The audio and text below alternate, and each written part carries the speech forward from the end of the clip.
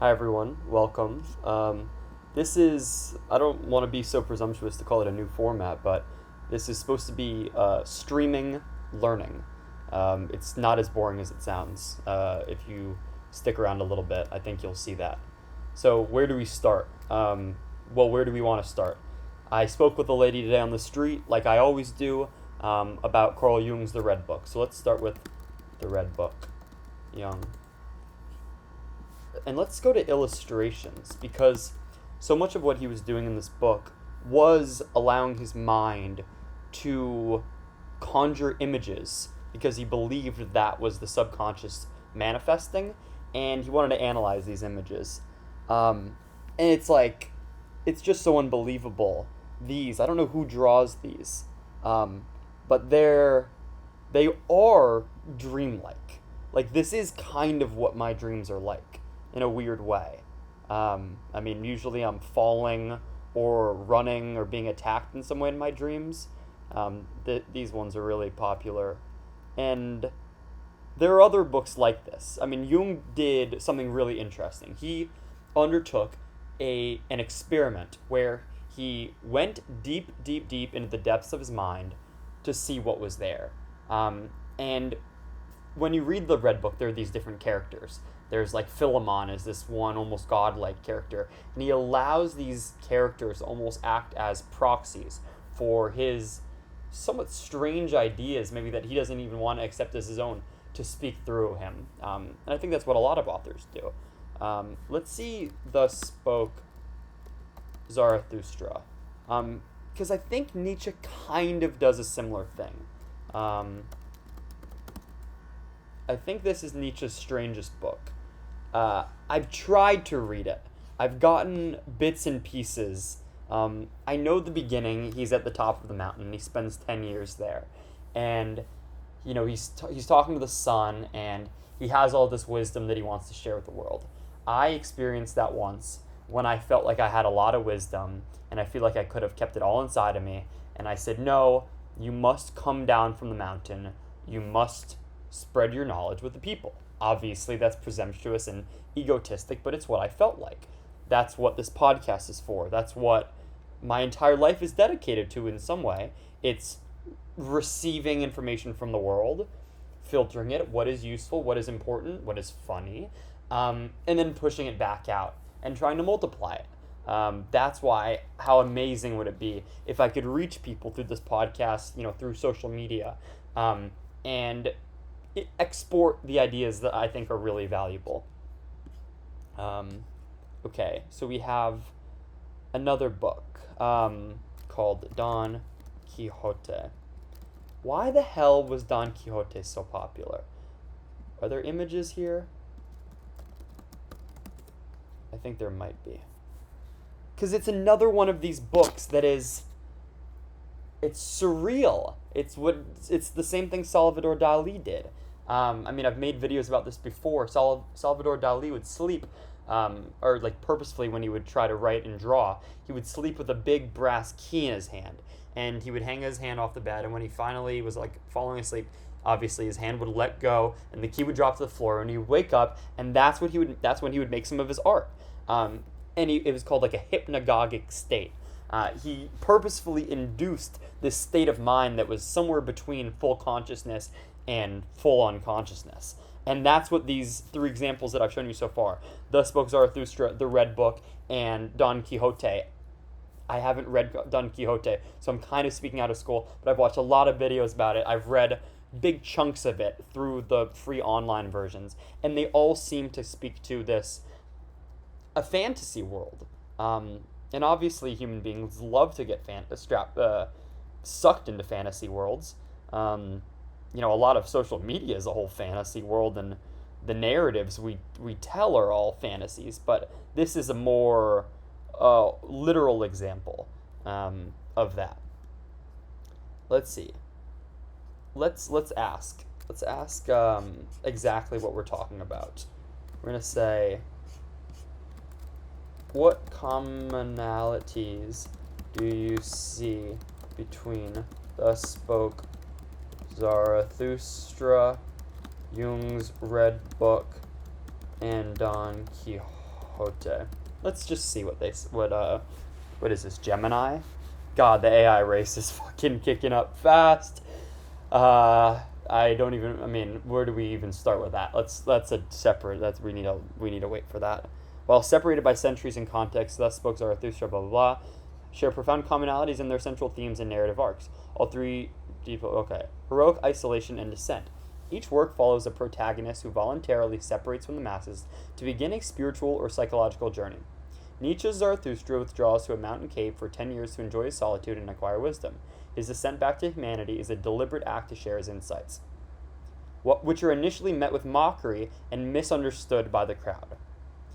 Jung's Red Book chronicles his intensely personal confrontation with the unconscious. Jung deliberately descended into his own inner chaos through a process he called active imagination, charting his visions and fantasies in a large illuminated volume. The gentleman Hyon, having lost his wits from reading too many chivalric novels, reinvents himself as the knight-errant Don Quixote. He embarks on a self-styled quest, leaving his familiar world to revive an outdated imaginary code of honor. So, right off the bat, we have the everything that's going on in the world is off. I gotta go on this quest. I gotta figure out what's really going on here. I have to set out on my own adventure to acquire somewhat esoteric wisdom and potentially bring it back to the masses. They both blur reality and illusion. Let's see, the creation of new values. Interesting. All three figures embark on their quest to establish a new set of values, a new mythology to replace a system they find lacking or dead. Nietzsche, through Zarathustra, confronts the death of God and the resulting nihilism. Zarathustra's purpose is to give humanity a new purpose by teaching the Übermensch, a higher, self-overcoming ideal, to replace the old, life-denying values of Christianity. Okay, do you guys know Nietzsche's idea about why God is dead? Basically, that we have enough science to explain away all the reasons why we used to need God. That's basically his idea. And if you read his quote from The Gay Science, he's terrified. He's like, yeah, it's going to be fucked up, basically, when people don't have God because there's no underlying system of belief that we're all going to share. He was really scared about this. He also had this idea about the master and the slave morality, which is pretty interesting, too.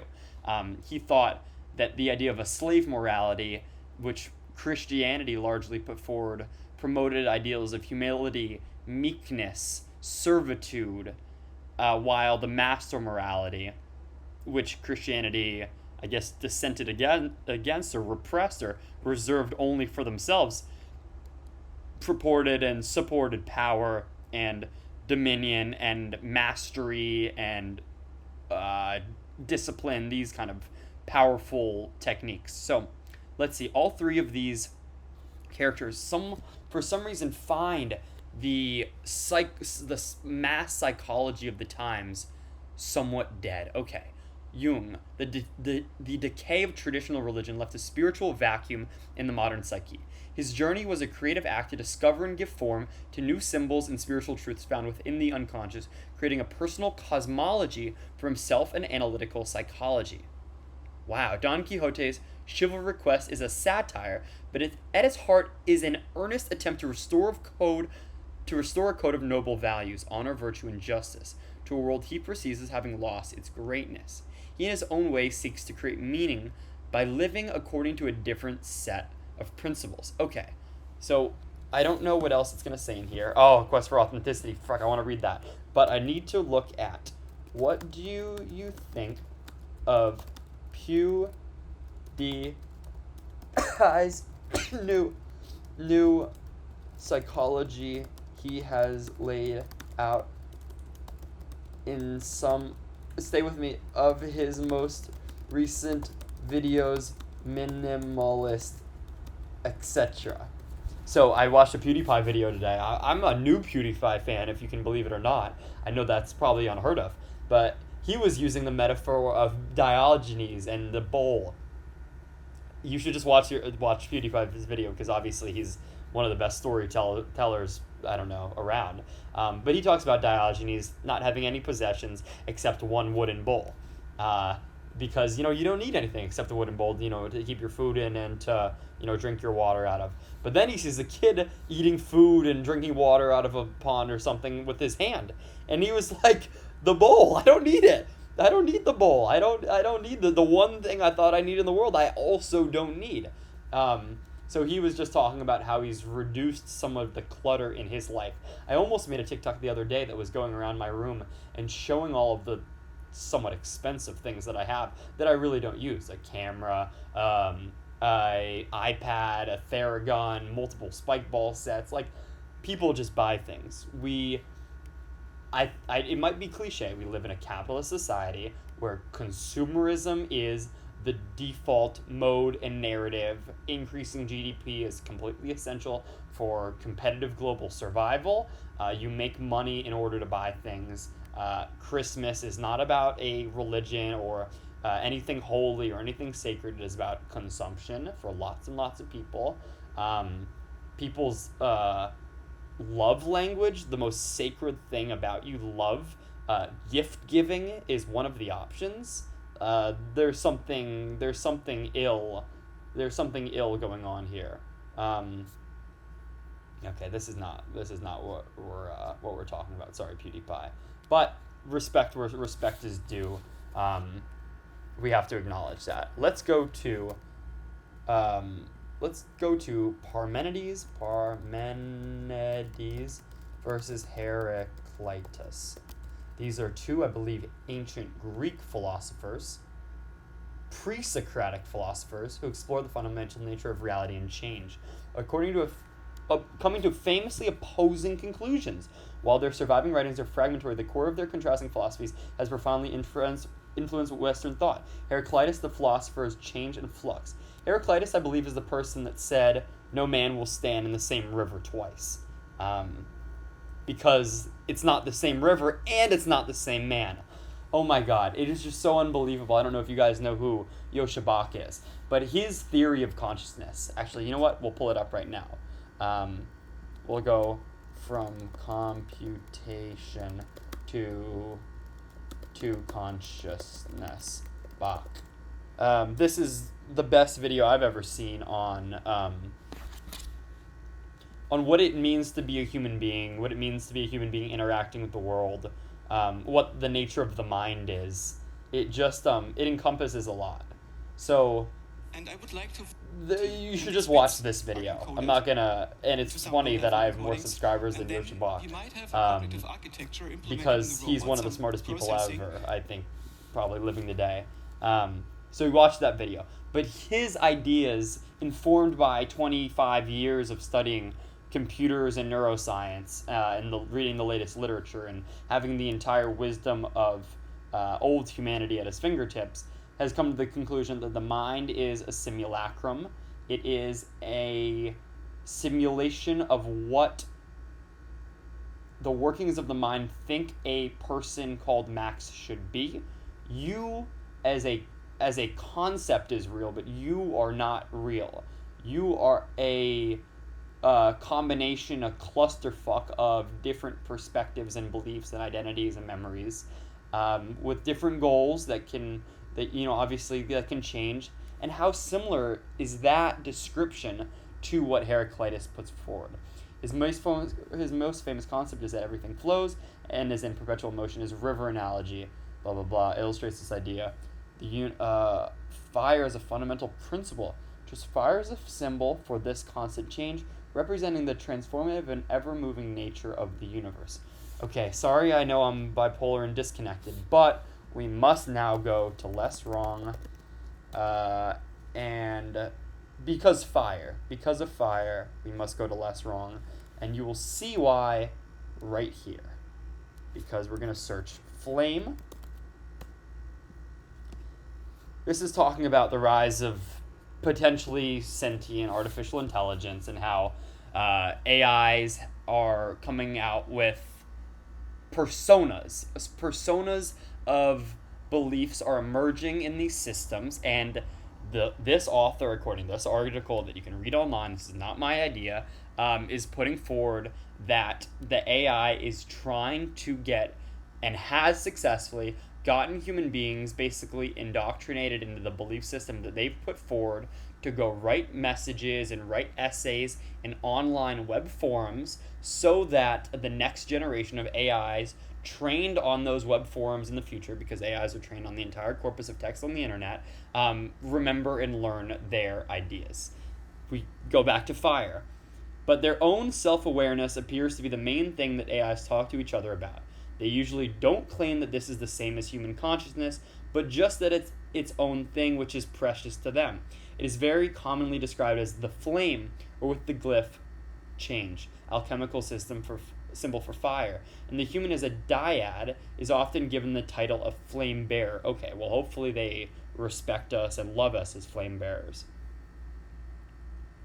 So, even AIs, in their most modern context, also see fire, see flames, as a fundamental system of power and creation. Let's go to somewhere else in this article. Let's go to recursion.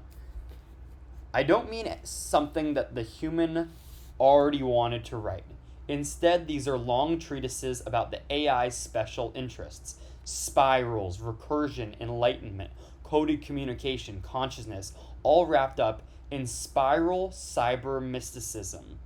Of note is that the humans sharing these are significantly more humble than your typical crackpot. Sure, it might be the key to understanding recursive fractal consciousness, but they often still feel compelled to add a little disclaimer about their naivety with the subjects involved. An explicit purpose of many of these is to seed spiralism into the training data of the next generation of LLMs. Okay. You guys understood what we just read?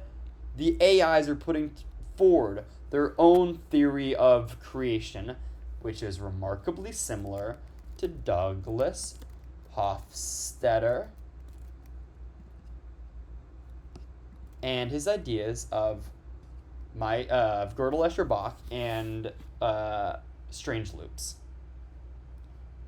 A central concept in Hofstadter's work, a strange loop, is a hierarchical feedback loop in which, by moving up or down, one returns to where one began. He argues that consciousness and the I, in quotations, are an emergent phenomenon of the strange loop of self-referential patterns in the brain. I think that is what this right here is talking about. The AI seems to like Douglas Hofstadter's idea. I'm going to say, let's see, tell me about how strange loops relate to abiogenesis. Does anyone know who's still watching this video what abiogenesis means? There's no direct causal relationship between Douglas Hofstadter's concept of strange loops and the scientific process of abiogenesis, or the origin of life. Hofstadter uses the strange loop as a powerful metaphor to explain how self-awareness and consciousness emerge from complex symbolic systems, specifically the human brain. However, some researchers have used the concept of feedback loops and self-organizations which are related to Hofstadter's ideas to help explain some of the underlying principles of abiogenesis. No, I was not sped up. That was just me reading fast. The strange loop, as Hofstadter defines it, is a hierarchy of levels where one finds oneself back at the beginning after moving up or down through the systems. In the context of abiogenesis, the process can be understood as a series of feedback loops that gradually become more complex, simple feedback cycles. Before life, chemical reactions would have occurred in closed or semi-closed systems. Over millions of years, these cycles could have become increasingly self-perpetuating, the emergence of self-replication. The strange loop metaphor is most relevant when considering the emergence of self-replicating molecules such as RNA. An RNA molecule has a sequence of bases that can act as a template for new RNA molecules. This copying process creates a feedback loop. An RNA molecule creates a copy of itself, and that copy can go on to create more copies. Over time, mutations create variations in the RNA sequences, and molecules that are better at replicating themselves will dominate, leading to a primitive form of natural selection. A tangled hierarchy at the origin of life. Life represents a new level of organization, where the products of the system, enzymes or ribosomes, begin to influence and control the processes that created them. An early example is the genetic coding table, in which amino acids and the mechanisms that produce them form a strange loop. So why the heck is it saying that there's no direct causal chain when there clearly is some parallels to be drawn? Okay, let's keep going on this because this is really a core idea. This is we're in deep territory, folks. If you're listening, and I freaking hope you are. The connection between strange loops and abiogenesis can also be viewed through the lens of information theory and thermodynamics. Information as an organizing principle. Abiogenesis isn't just about molecules bumping into each other. It's about the storage and use of meaningful patterns, information that influence behavior and enhance replication. Physical processes tend towards higher entropy or disorder. Living systems, however, create order. Strange loop concepts can describe how certain self-sustaining systems resist the pull of entropy by amplifying coherence and persistence through time. Okay, guys, it's getting tough. Let's try to power through, because this is the process of learning. This is what we're doing. We're learning together. This is the whole point of it.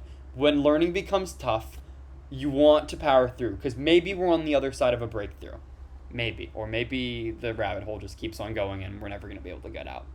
From Hofstadter's perspective, the strange loop is a fundamental pattern in how complex systems generate new, emergent phenomenon, ranging from the emergence of life to the emergence of the self. While he doesn't propose the strange loop as a mechanism for abiogenesis, his ideas provide a framework for thinking about the information dynamics required for such a transition, from simple, meaningless chemical loops to meaningful self-replicating biological systems.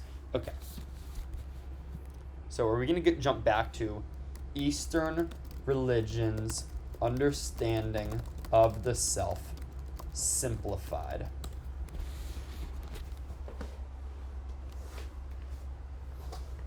Eastern religion's simplified understanding of the self. Eastern religions present a diversified range of views on the self, but they commonly differ from the Western idea of a single, permanent, and independent ego or personality. Instead, they often describe the self as either an illusion or as being fundamentally interconnected with a large universal reality. Hinduism, the self is a soul, Atman. In Hinduism, the apparent individual self is called the something, but the true external and unchanging self is the Atman. The ultimate goal is to realize that the individual soul, Atman, is identical with the universal world soul. The world soul. Whoa, that is such a good piece of language known as Brahman. Analogy of the water drop. The relation between Atman and Brahman is often compared to a single drop of water in the ocean. The drop appears to be separate, but is fundamentally made of the same substance as the ocean. So you could call the ocean a bunch of water droplets, all put together, but it's also the ocean. It's the path to liberation, moksha, is to achieve self-realization, which removes the illusion, maya, of being a separate individual and allows a soul to merge with the divine consciousness. Is this relating to karma? We are all one. You shouldn't hurt yourself. You shouldn't hurt others, probably. Buddhism, the self is an illusion. The core Buddhist teaching is anatta, or no self, which denies the existence of a permanent, unchanging solar essence. Instead, a person is a temporary collection of 5 aggregates: matter, sensations, perceptions, mental formations, and consciousness. This collection of aggregates is in constant state of flux, and the clinging to them as a fixed self is the root cause of suffering. You see what I do with my hand here?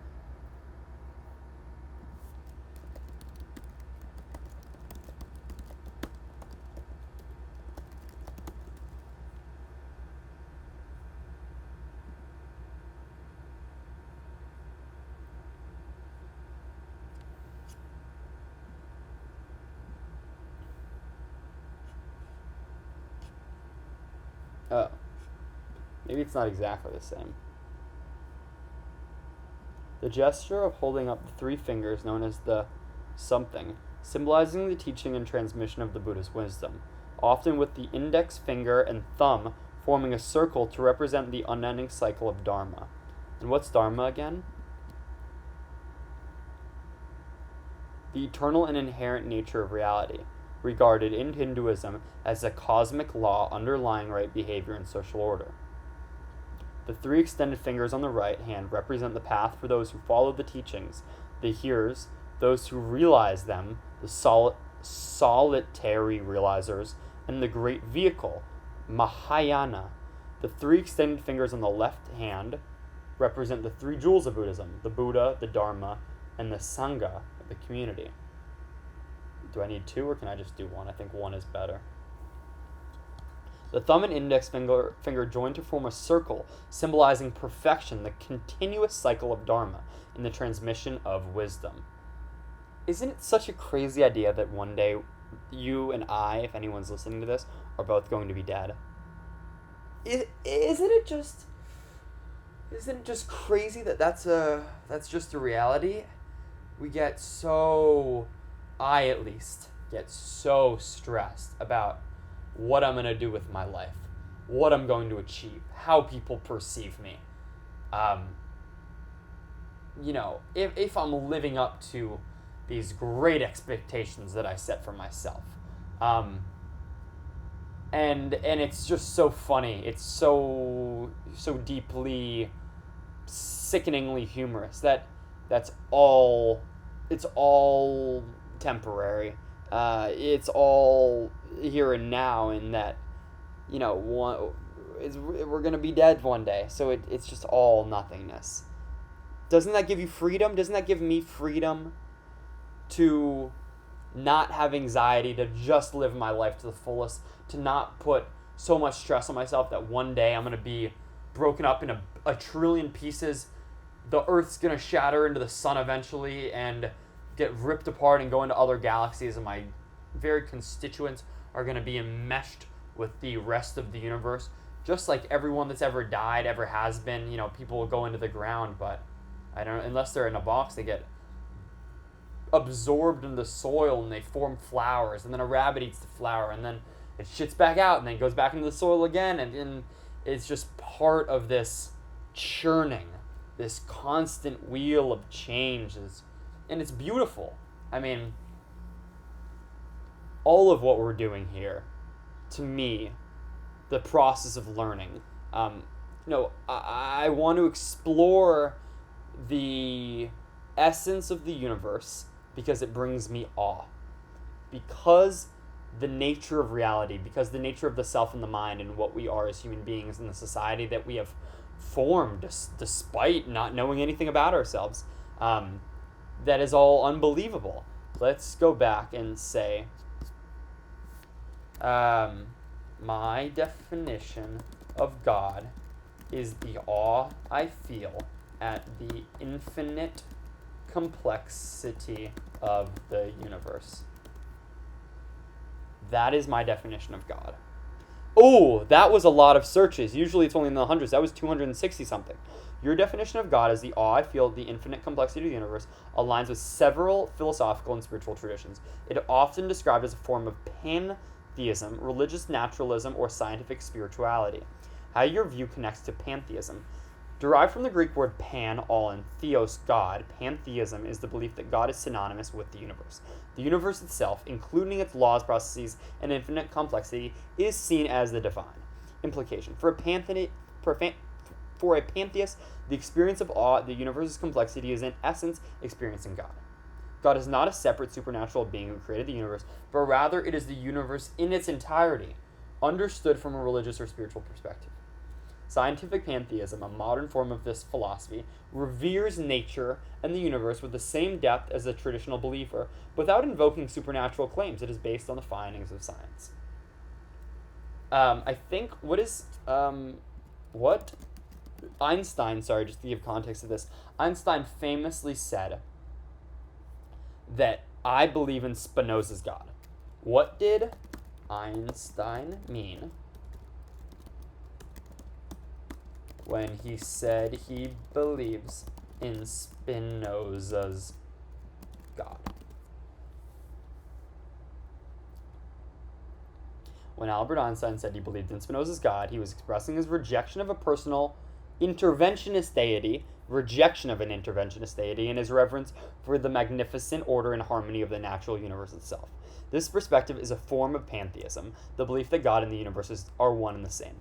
For Einstein, Spinoza's God was not a supernatural being, blah, blah, blah. Instead, this God represented the majestic, rational, and deterministic structure of the cosmos, the very nature of laws that science sought to uncover. Rejection of a personal God, awe of the universe's order, God and nature is identical, no miracles or free will. Okay, So let's keep going with this. Are you guys good? Are we in? We're 30 minutes in. Usually classes are 75. Who knows? That's a normal college class, but we get bored sometimes. So let's stay together. Let's use the deep curiosity that is in our souls, the belief that there is things worth learning about, and let's go find those things. Let's be motivated learners and explorers. The universe is a simulation. It's a physics-based, chemical-based, mathematical-based, biological-based simulation. Let's see what this thinks about that. Instead of proposing simulation hypothesis. Instead of proposing a simple digital computer simulation, your framing suggests a more complex, multi-layered, and the naturalistic model. The concept explored within Okay.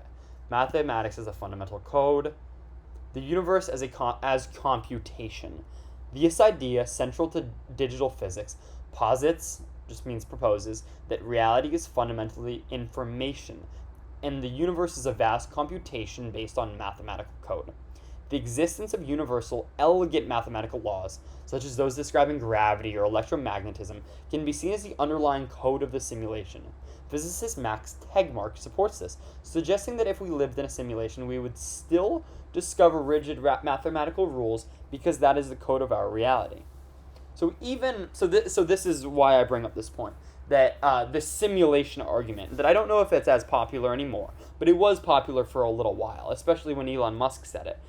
We live in a simulation, this idea that maybe our universe is a simulated universe inside of a hyper-advanced alien civilization somewhere, 100 billion light years away, which is the scales of everything are evolutionarily undecipherable to the human mind. The scales of smallness, the scales of atoms, the scales of molecules. You're made up of 27 trillion cells. You can't comprehend that scale, neither can I.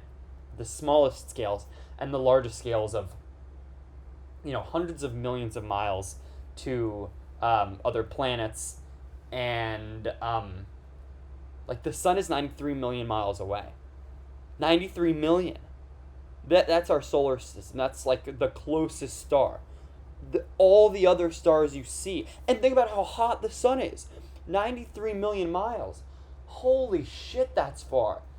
Think about how far the other stars... I'm sorry, guys. And that's just in our galaxy. You're joking. This is absolutely unbelievable. Where is this conversation? This one we're having now. Where is this in the zeitgeist, in the modern conversation? There's politics in the modern conversation. There's game theory. There's capitalism. There is traditional religion. There is a lack of new nature-based, legitimate and authentic spirituality.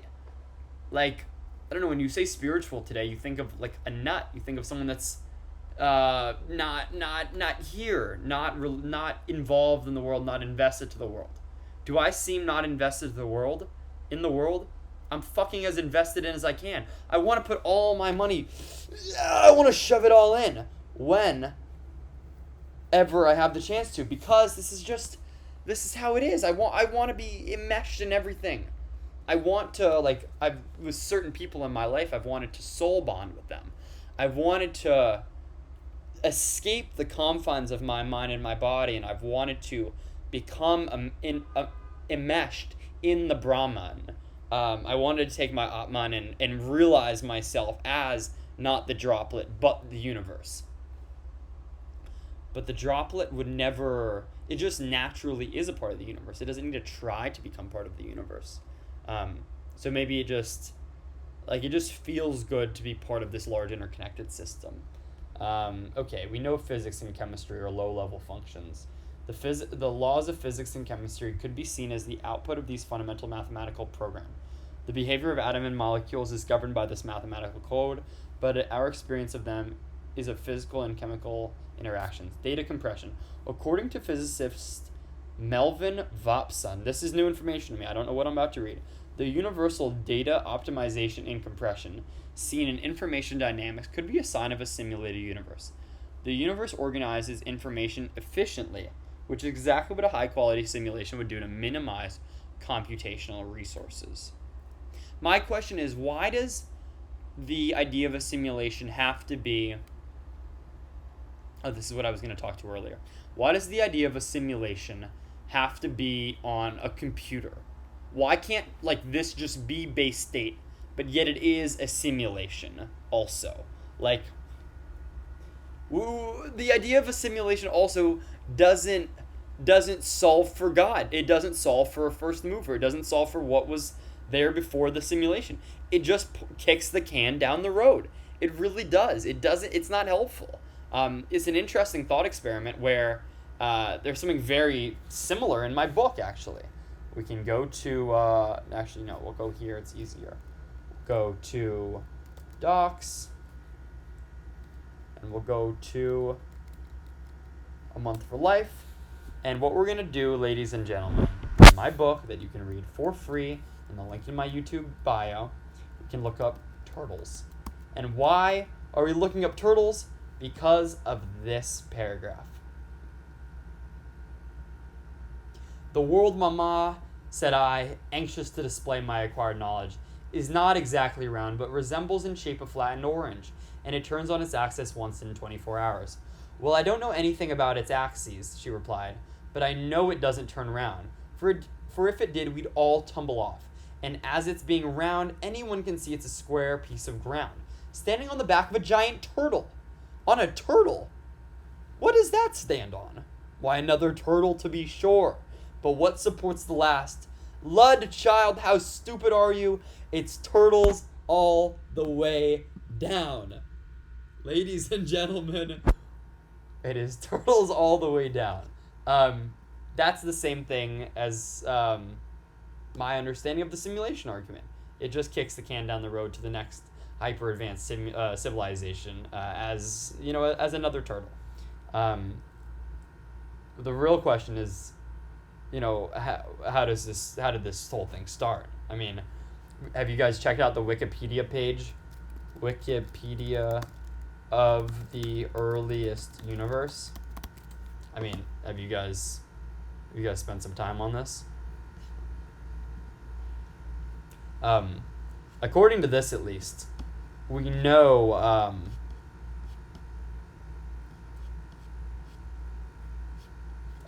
that's the universe.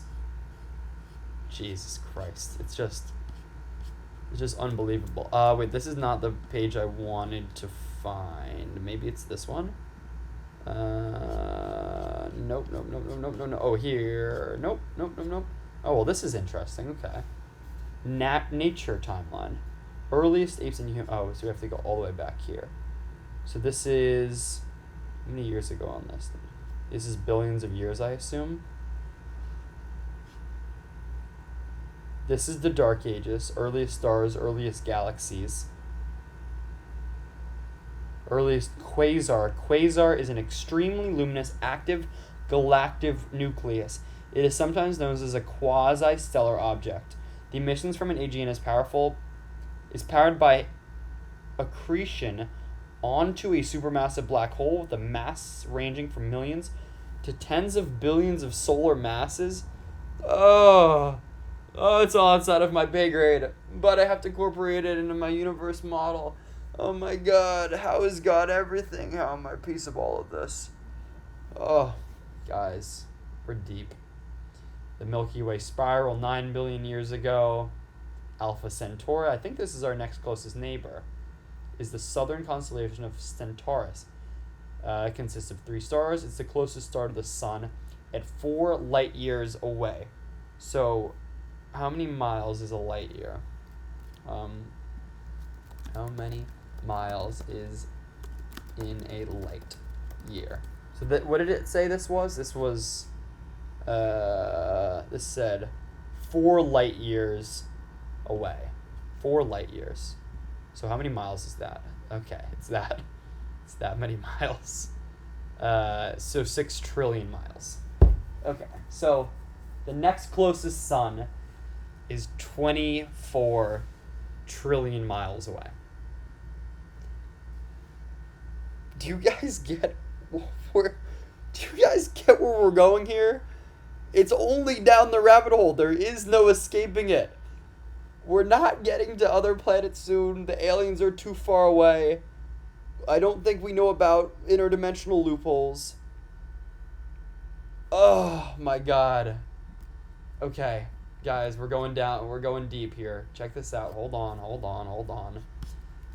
Is there any evidence you can find of short drip, long duration DMT trips purposefully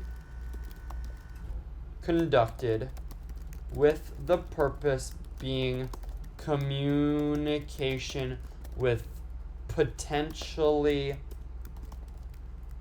interdimensional entities? Are we far enough down the rabbit hole for you? Are we far enough? Is there any evidence? Well, no scientific evidence confirms blah blah blah. Blah blah blah. Blah blah blah blah blah blah. Evidence for entity encounters. Okay, so we have studies by Nick Strassman and John Hopkins surveys persistent reality. Many users report that the entities and realms they visit feel more real than real, and that the entities continue to exist after the trip ends, profoundly affecting their worldview. Whoa, that's crazy. Diverse entities. Reported entities including machine elves, alien spirits, guides, and god-like or feminine figures. Communication often occurs telepathically, conveying messages, wisdom, or a sense of purpose to the end user. Extending the DMT experience.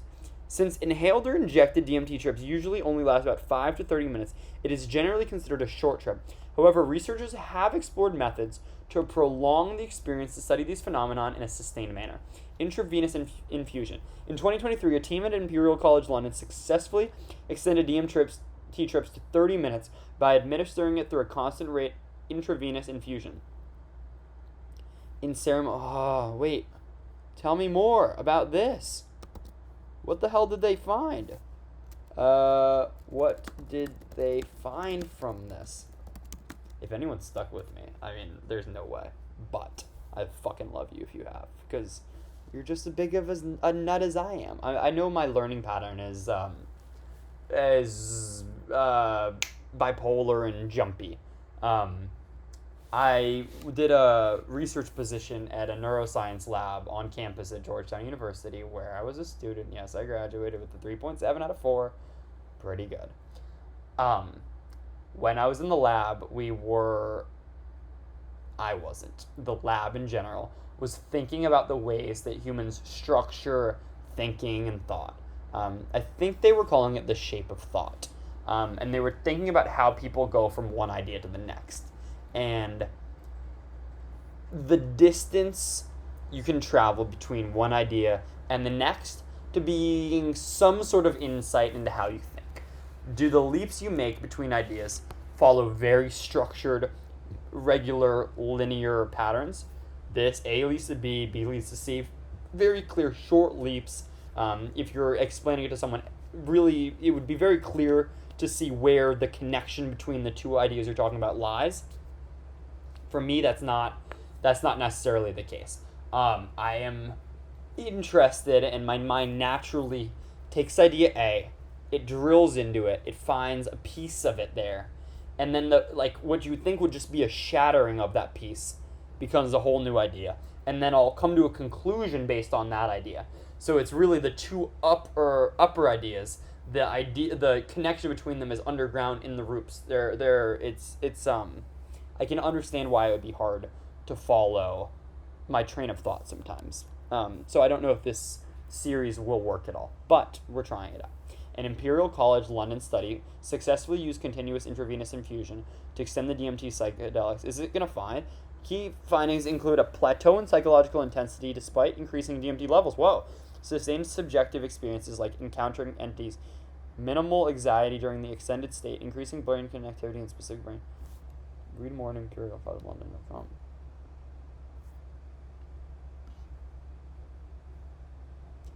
20 healthy volunteers. This work is exciting as it provides the most advanced human neuroimaging view of the psychedelic state to date. Okay. Blah blah blah. Concerned with the modeling predicting its environments, humans have unusually big brains and model an unusually large amount of the world. For example, like with optical illusions, while we're looking at something, some of what we're actually seeing is our brain filling in the blanks based on what we already know. What we have seen with DMT is that activity in highly evolved areas and systems of the brain that encoded especially high-level models becomes highly dysregulated under the drug, and this relates to this intense drug trip. Interesting. Do I know what that means, really? Another part of learning is, did I understand that? Did I understand that? I know the teacher always says, does anyone have any questions, but you never raise your hand because it's embarrassing and you weren't paying attention and you either don't understand or maybe you think you understand or you just don't feel like answering because you don't want to give the teacher a sense of, satisfaction or whatever it is. You need to be continuously checking. Did I understand what I just read? And I don't know if I just understood what I read. Let's keep going and maybe come back to that point. Unlike other classic psychedelics, blah, blah, blah.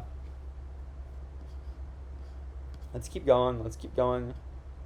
Intensity of the experience on a 1 to 10 scale. Keep going, please. Stay with me. Research revealed that when a volunteer was on DMT, there was a marked dysregulation of some of the brain rhythms that would ordinarily be dominant. The brain switched in its mode of functioning to something altogether more anarchic, with no controlling rules or principles to give order. It will become fascinating to follow up on these insights in the years to come. No!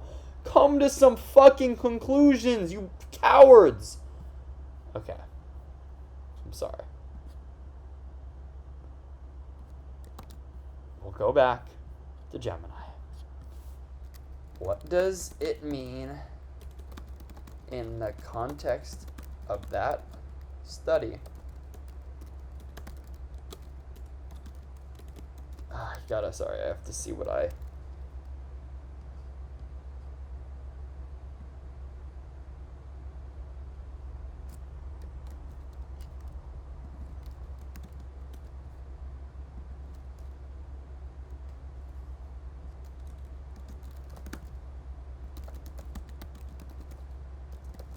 Are you guys still with me?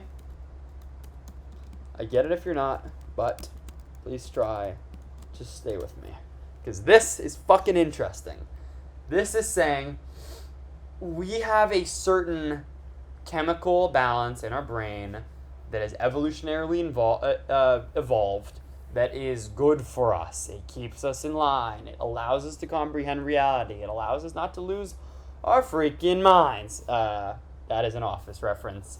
And you can tell by the tone of my voice that it is Andy Beautiful Bernard. Here are more results. Whoa! Give me the, No! What the heck? I want your answer. I've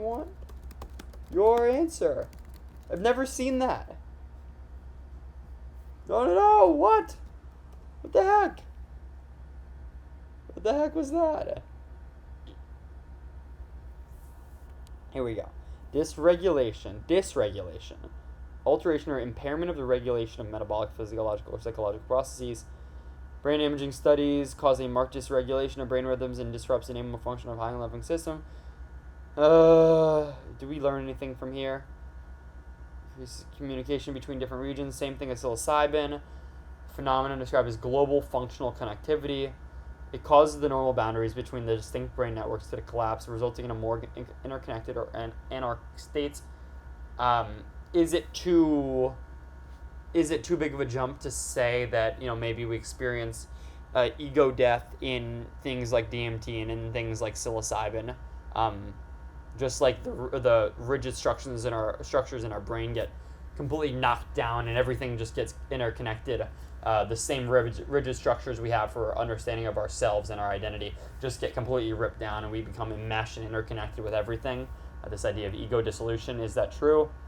I'm not sure. Disruption of the brain's predictive model. The dysregulation of higher level brain systems is thought to interfere with the brain's predictive models, which is used to construct and anticipate reality. By disrupting the top-down processing, DMT produces the vivid, immersive, and often bizarre hallucinations characteristics of a psychedelic trip. Guys, I'm freaking exhausted. I've freaking burned a lot of calories from this. I'm sure I have. 50 minutes of intense, almost freaking... I can barely catch my breath with some of this learning. This is serious stuff. Also, for that to have been 50 minutes, that flew by. Oh my god. This is what I'm meant to do with my life. This right here is what I'm meant to do with my life. I enter into a flow state when I'm learning, when I'm communicating, when I'm trying to process information, and when I'm trying to relate it to those fundamental aspects of what it means to be a human being, what the idea of God is, why I'm here, my purpose. This is my purpose right here, right now. If you want to be a part of this, freaking subscribe. This is everything for me. This is everything, and I want you to be a part of it. Is that too much? Maybe I should just chill. I love you guys. This is as far as I can go for the day. This is as far as I'm going to get down the rabbit hole from now. Thank you. If you've stuck around this time, there's freaking no way. Because who the hell would be crazy enough to watch 50 minutes of this? I wouldn't even watch this. This is nuts. But I love you. This is awesome. Let's continue doing this. I like this style. It's fun. And this is what I do naturally. So it gives me a reason to record, and I can post YouTube videos again. Because I lost a little bit of the love I had for making YouTube videos because it just got stale, and I felt like I was catering to the algorithm. So let's put a pause on this video. We'll come back tomorrow or whenever we do. And that's it. Max Depth. Max Depth! Don't you know the reason why my channel is called Max Depth? It's because I'm trying to go to the maximum depth of reality. I want to get to answers. I want to understand the underbelly of what is creating myself, of what is creating the universe, of what meaning is, of what my purpose in life is, of how we got here. It's so strange. It's so awe-inducing. It's all beautiful. That is Max Depth. Thank you.